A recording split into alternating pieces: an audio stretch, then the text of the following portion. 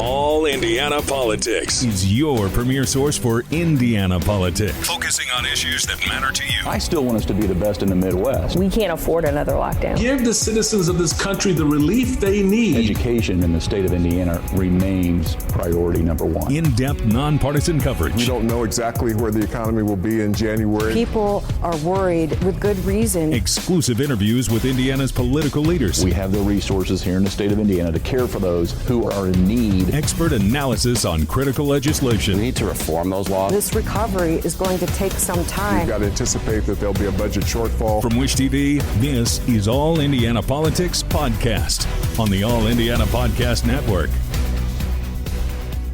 Good Sunday morning. Welcome to another edition of All Indiana Politics. I'm Phil Sanchez. A native son on the campaign trail, former Vice President and Indiana Governor Mike Pence launched his bid for the presidency in Iowa. And he did so with a blistering rebuke to former President Donald Trump. News 8's government reporter Garrett Berquist was the only TV reporter from Indiana at the kickoff near Des Moines. Pence pulled no punches regarding former President Donald Trump. He split with him on several issues, but reserved his harshest words for the events of January 6, 2021. Now, while some in this contest have already taken to criticizing the record of the Trump-Pence administration, let me be clear. I'm incredibly proud of everything we accomplished for the American people.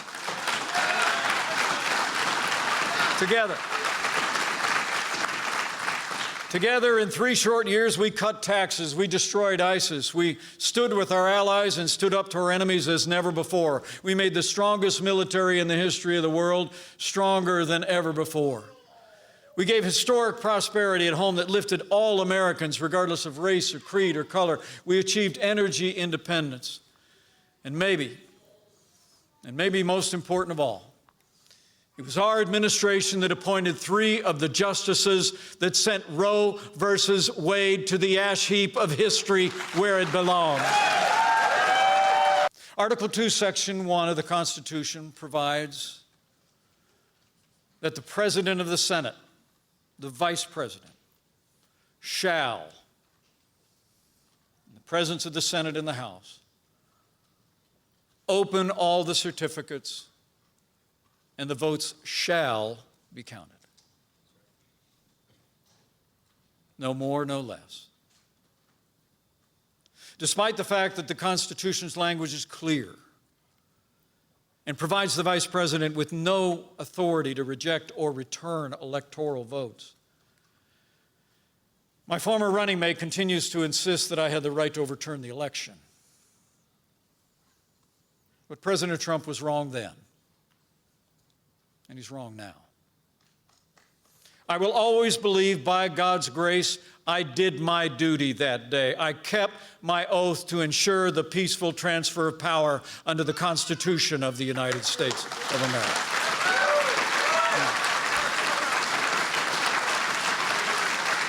Now,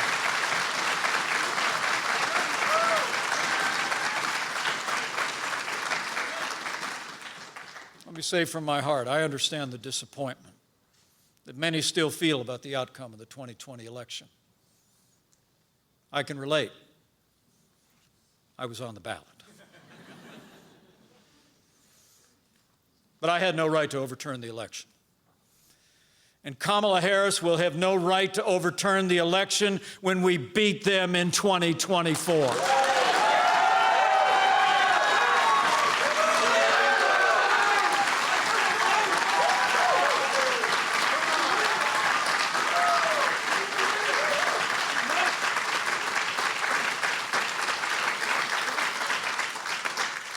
Finally, let me say to my countrymen, I'll always be grateful for what President Trump did for this country. I've often prayed for him over the past few years, and I prayed for him again today. I had hoped he would come around and see that he had been misled about my role that day. But that was not to be. So let me say, I stand before you today as a candidate for president to say to the Republican Party must be the party of the Constitution of the United States.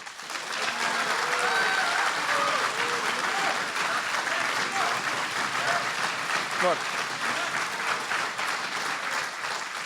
we've had enough of the Democrats and the radical left repeatedly trampling on our Constitution, threatening to pack the court, to dismantle the God-given rights that are enshrined there.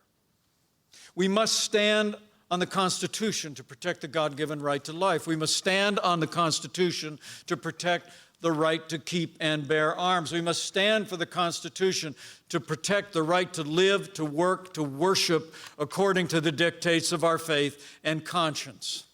The American people must know that leaders in the Republican Party will keep our oath to support and defend the Constitution, even when it's not in our political interest to do so.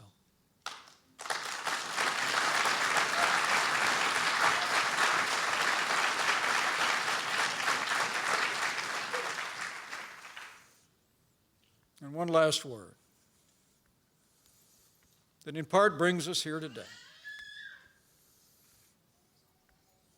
I believe that anyone who puts themselves over the Constitution should never be President of the United States. And anyone who asks someone else to put them over the Constitution should never be President of the United States again. Pence faces an uphill battle in the polls. A new survey by Morning Consult puts him in third among the Republican field with 7% of the vote. Trump topped that survey with 56%. In Des Moines, I'm Garrett Bergquist for Wish TV, wishtv.com, and like us on Facebook. All right, coming up, an unusual declaration for a race that technically isn't on the ballot.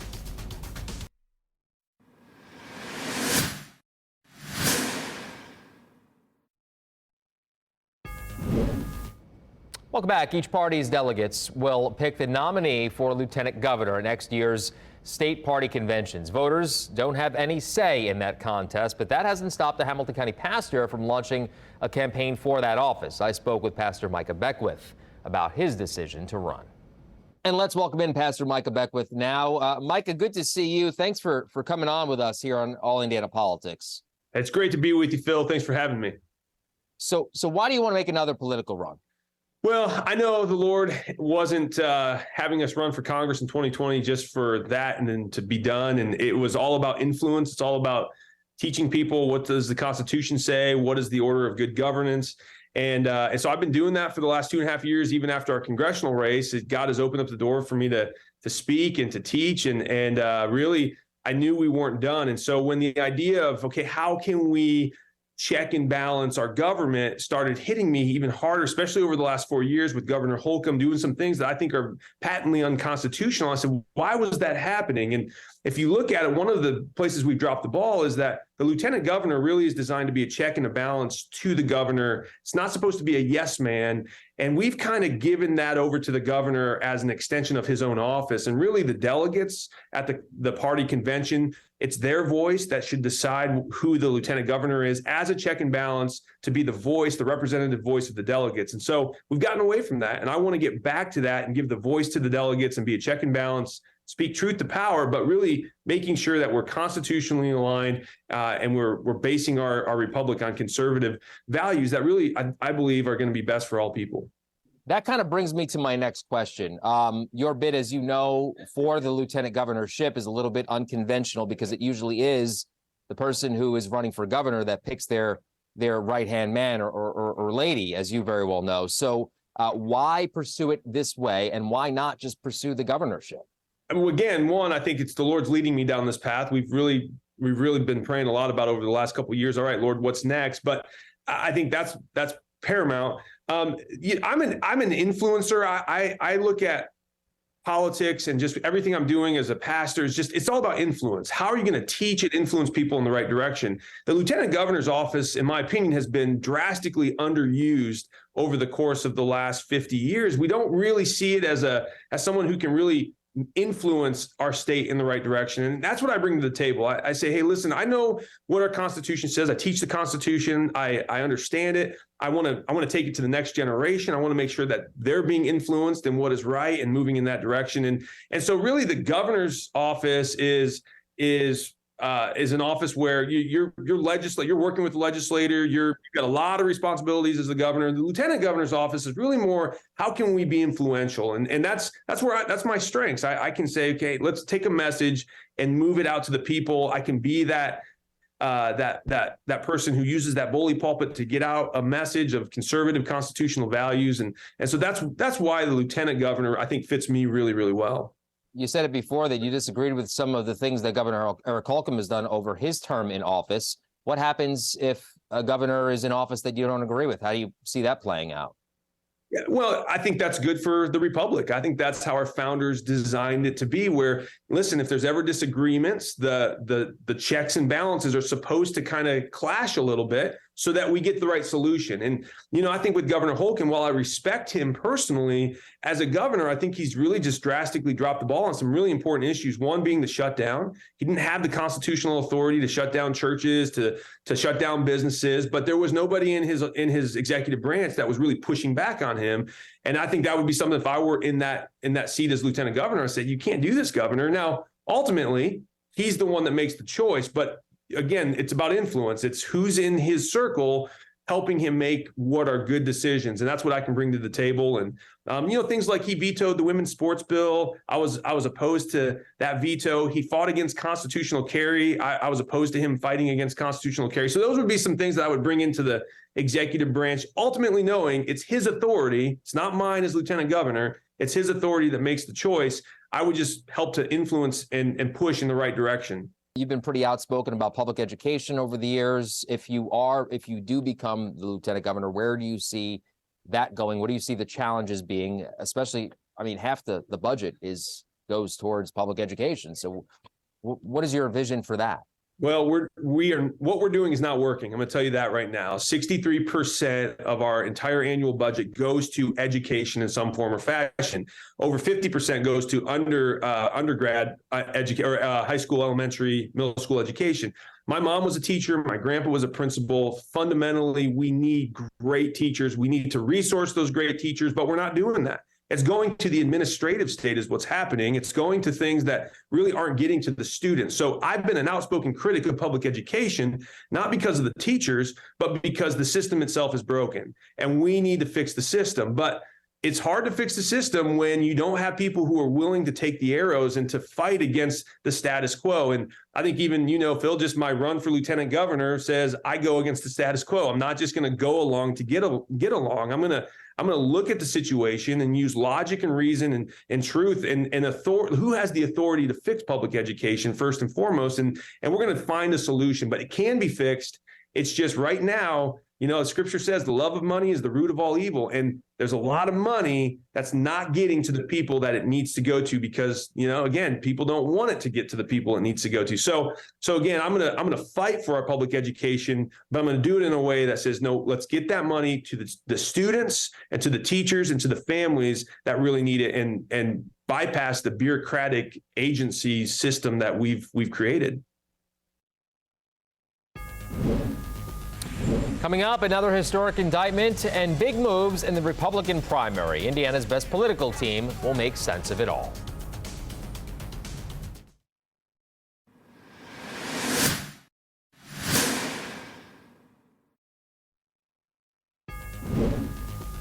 Welcome back to All Indiana Politics as we welcome in two members of Indiana's best political team, Democrat Ariel Brandy and Republican Whitley Yates. Let's begin with the biggest story of the week, ladies. Former President Donald Trump now faces federal charges over alleged mishandling of classified documents. Ariel, we'll start with you. Compare this to the other criminal probes against Trump. How worried should he be about this one? He should be very worried. The amount of counts that are going against him for willfully holding these classified documents, at this point, what more can this man hold within his home than he had when he was president? It's very concerning. The even more concerning part is that there are still Republicans here in Indiana that are still thinking that he is a leader and his style and tactics and how he led this country are something that they're trying to model after. That's concerning for me, especially when you're looking at someone who's looking at a federal indictment and has all of these charges for withholding these classified documents that were not supposed to be in his possession after he left office. To further that discussion, Whitley, the former president now faces 2 criminal indictments, as you very well know. We could see more from other investigations. Is this only going to further fire up his base going into the primary, or could this cause Republican voters to look elsewhere? I think that this move and this indictment is going to continue to fire up the base and almost turn him into a martyr, because the truth is that he's not the only person who had documents. The truth is that President Biden also had documents scattered all over the country in places that no longer work, in his garage, and all of these different places, but we don't see any charges for him. And I think that some of his documents in particular were from when he was vice president and not even just in his current presidency. And so you're seeing the treatment is misaligned with what Biden did versus what Trump did. And so it's almost looking persecutory. And I would feel better if they would just allow both of them to run their races, as opposed to trumping up charges on Trump to make him seem as though he is not a good leader or someone that should be running for president. Ariel, I'll let you respond to that. Yeah, I mean, flat out blank, he's not a good leader. I mean, when you're someone who has led this country and you have overthrown the government, and then you continue to get federal charges over and over and over again, and it just increasingly gets worse, I don't think that anyone would want someone like that running this country. And those that do really need to reevaluate how they're thinking about how we need to govern the United States of America. It's problematic. He's problematic. And withholding these documents it's not good for anyone. So you don't believe that Biden having documents in places he no longer works, that he should also be receiving charges as well from when he was a vice president? He also admitted to that and took the steps to move forward with it. Trump has not. I mean, he's just willingly withheld this stuff and tried to move it out of the way before folks can even get there. But then he ends up getting caught up. So no, I don't. Well, we'll see what happens with that investigation. We have other news to get to, because this past week, as you ladies know, Mike Pence's presidential announcement went down. Whitley, Pence effectively called former President Donald Trump unfit to serve another term. Has Pence automatically limited himself to a small portion of Republican voters, in your opinion? I don't know what portion he's limited himself to, but what I will say is there will be a splintering. Before, it was a Trump-Pence ticket. And so you got, they were together like peanut butter and jelly. Now you're separating them and they're going against each other. I'm not necessarily sure how that is going to swing. Obviously, people who are pro-Trump are going to continue to ride with Trump, but I think that more conservatives may then choose to go with his, but they're not the only two in the race. Also have the DeSantis factor that we haven't necessarily looked at, and we don't know what his base and what his supporters are also going to do. So you've got 3 very strong candidates running on the Republican side. Ariel, the Democratic Party called out Pence's decision to launch his campaign in Iowa rather than Indiana. Are you surprised that he made that decision? I mean, I am. I thought if anything, he would come back to his roots and be right here where, he got his start. But as we can see, that wasn't the case. We've seen other candidates who have come out of Indiana who have launched their presidential campaigns come back home and talk about where they got started. But also, too, we could not forget the politics and the things that Pence did while he was here in the state of Indiana. So maybe it was a better idea for him not to be here because he did not make it better for us as Hoosiers. And now as he's looking to run for president, I mean, I'm going to be very interested to see where folks align, because there is going to be such a splinter. But I just don't think that Pence is going to make it to Indiana by that time. Your thoughts on that decision, Whitley, and is that an optical problem for him? I don't believe it's an optical problem. I believe he knows that he has a strong base here in Indiana. And I think that him being kind of late to announce, considering we've got Nikki Haley, we've got Tim Scott, we've got former President Trump, we've got Ron DeSantis, and now Pence, I think he's being strategic with the Iowa caucuses that are going to be coming up, that he wanted to make a big splash in a place where he would need guaranteed support in order to be the primary candidate. I have a minute left. I want to get both of you in. Does Mike Pence have a realistic shot at the Republican nomination? Whitley, you go first on this. I would say absolutely he does, as long as he puts in the work, builds relationships around the nation, and has a clear and solid plan for America. Ariel. I mean, I think he can try, but I think it's going to be hard. Right now, the GOP seems to align more with those that are super far right. And with the craziness and wanting to have culture wars, he's done a little bit of that here in Indiana and under Trump's vice presidency. But I really don't see him sticking out like a lot of the other candidates, which is perfectly fine with me because we saw how he governed. And I would prefer that not to be someone who leads our country. Well, the political clock, as they say, is ticking. Ladies, good to see you both. Enjoy the rest of your weekend. We will be right back. Take All Indiana Politics on the go with you. Download our podcast now. Part of the All Indiana Podcast Network and allindianapodcastnetwork.com.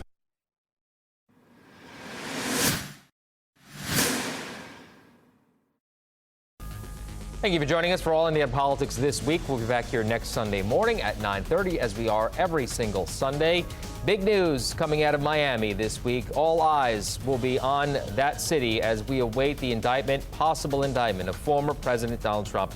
More on that at wishtv.com. Also, it's a part of our All Indiana Podcast Network at wishtv.com as well. That's it for us. Have a great rest of your weekend. From Wish TV, this is All Indiana Politics Podcast on the All Indiana Podcast Network. Watch All Indiana Politics live Sunday mornings at 9:30 on Wish TV and at wishtv.com. Subscribe to this podcast and listen weekly here on the All Indiana Podcast Network. And be sure to discover even more great podcasts at allindianapodcastnetwork.com.